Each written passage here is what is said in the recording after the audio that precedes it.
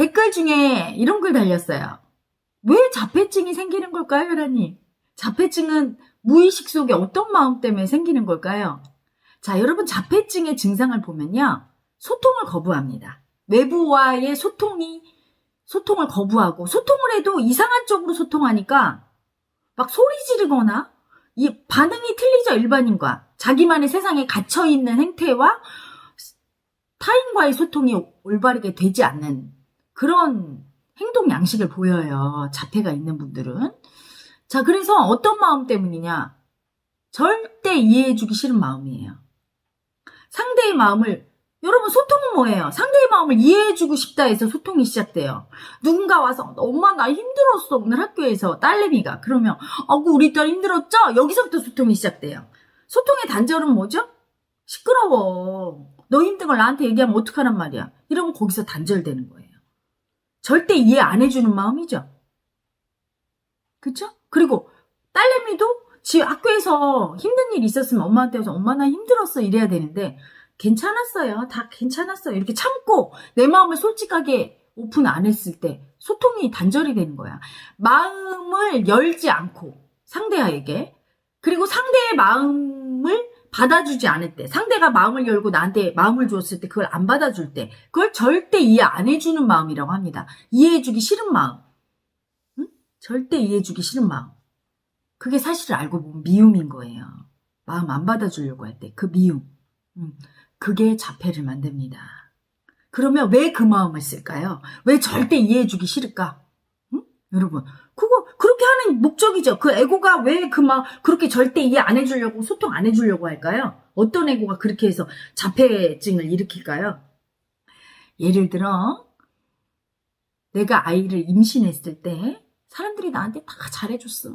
그리고 막 내 마음을 잘 내가 열어서 얘기하니까 얼마나 힘들어. 애기 원래 이렇게 임신한 게 힘든 거야. 막 이렇게 다 이해해줬어. 그러면 사랑받고 사랑주고 했던 기억 때문에 행복해요. 소통은 행복한 거야.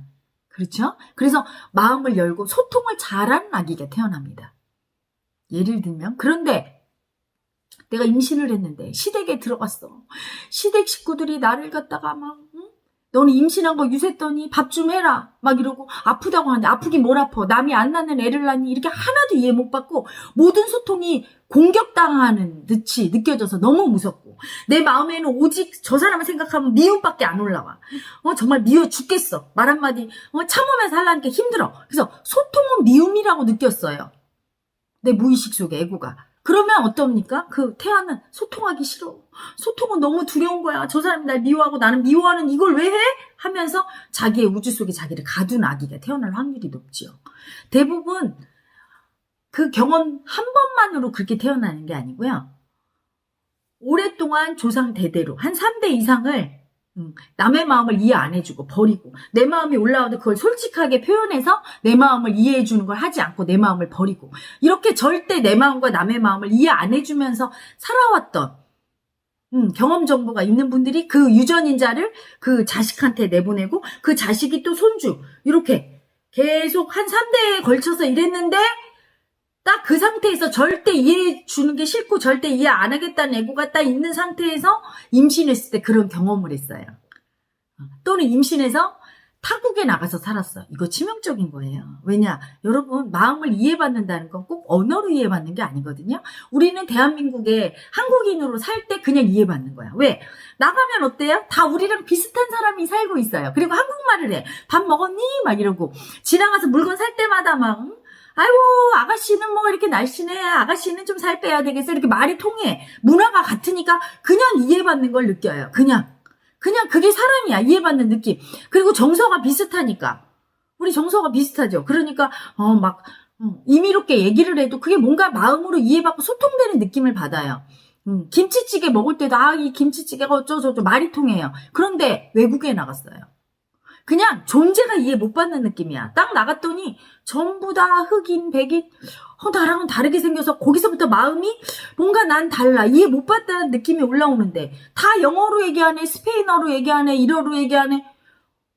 막 엄청 이질적이야. 내가 말을 하는데 잘 이해를 못 받는 느낌이죠. 문화가 다르니까. 그렇죠? 그리고 상대가 얘기하는데 난 이해가 안 가. 저거 왜 저러는지. 문화가 다르니까, 관습이 다르니까 엄청나게 이해 못 받은 마음이 많이 올라오는 거예요.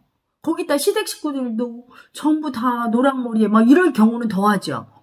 그래서 굉장히 이질감을 느끼고 이해 못 받는다는 마음이 아주 세면 굉장히 우울하고 답답하고 힘들고 소통하기 싫어, 재미도 없고, 이런 경우에 소통하기 싫어, 소통은 이렇게 힘든 거야, 미움이야, 이럴 때 또 세상과 소통 안 하려는, 소통은 힘들고 답답하고 이해 못 받은 마음만 올라오는 거야, 수치스러운 거야, 이렇게 느낄 때 또 자기를 자기 세상에 딱 이렇게 가둔 아기가 태어나요.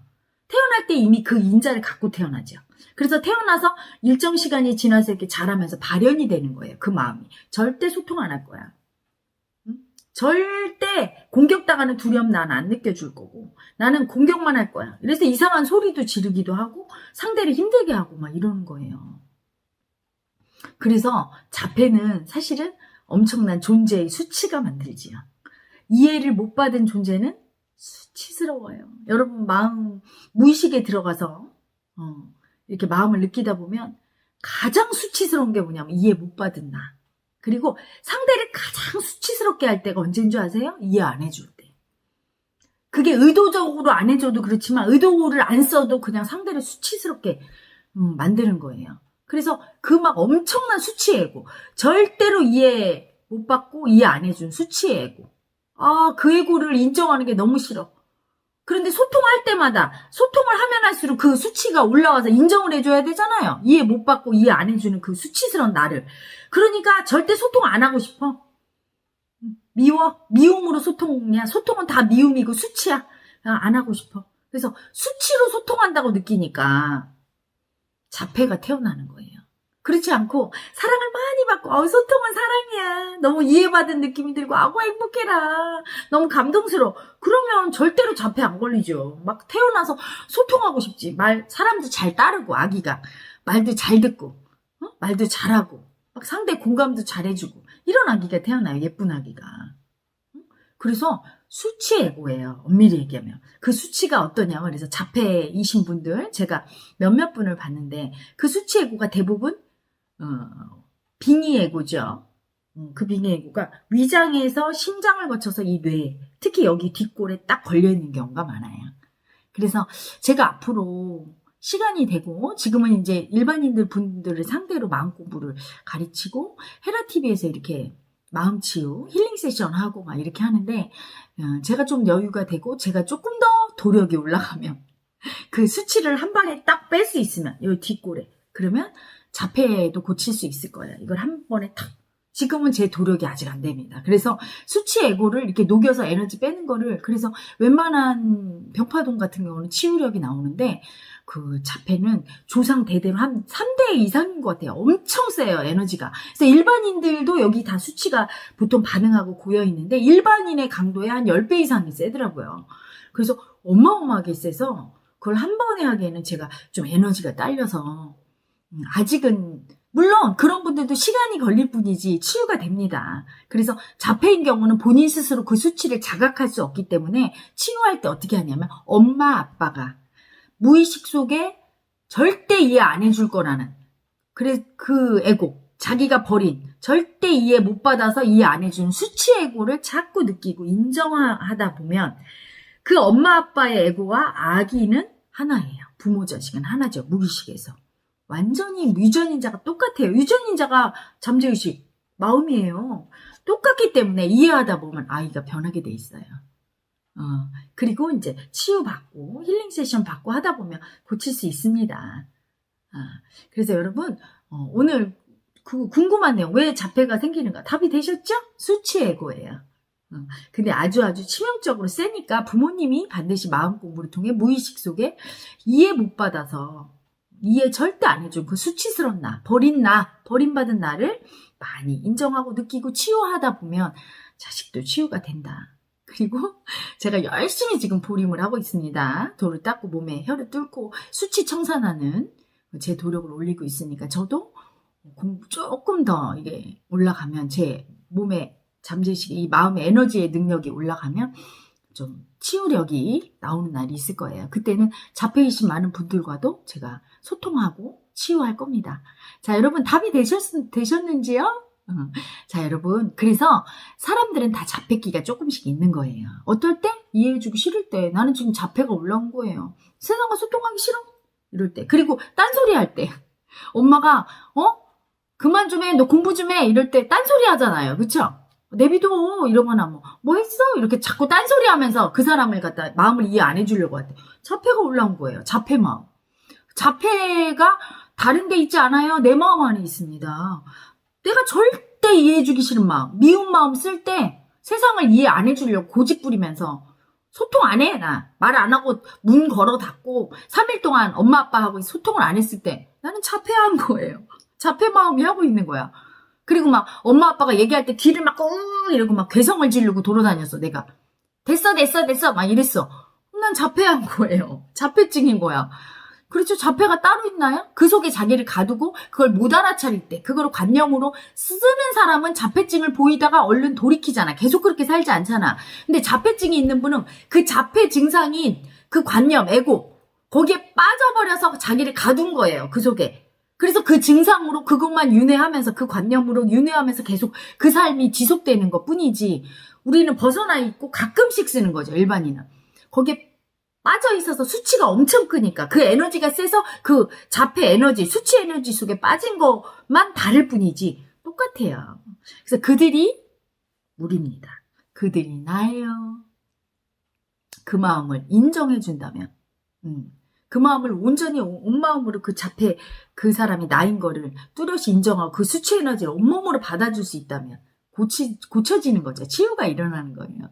자, 열심히 해라님은 도력을 연마하고 여러분은 여러분의 자폐 마음을 더 인정하고 그 마음 올라왔을 때 자폐가 올라왔구나 인정하고 청산하고 그 자폐가 있으신 분들이 얼마나 힘들까 그 부모님이 얼마나 힘들까 마음으로 응원하고 그러다 보면 우리 세상은 자폐가 사라지는 세상이 와요.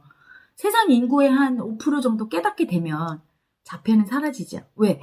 깨달음은 온 우주 만물과 다 소통하는 단계거든요. 자폐뿐이 아니라 동식물과 이 먼지 티끌까지 또 다 내 마음인 걸 알고 다 뚫린 상태이기 때문에 그런 깨달은 인류가 나타나기 시작하면 자폐도 다 우리 마음속에 있는데 전부 치유가 일어나게 됩니다. 사랑하게 되고 사랑으로 소통하게 되니까 미움은 이해 못 받은 수치는 사라지게 되죠. 그날이 올 때까지 여러분 우리 마음 인정하면서 열심히 살면 됩니다. 자, 오늘도 행복하시고 저는 이만 물러갑니다. 여러분 안녕.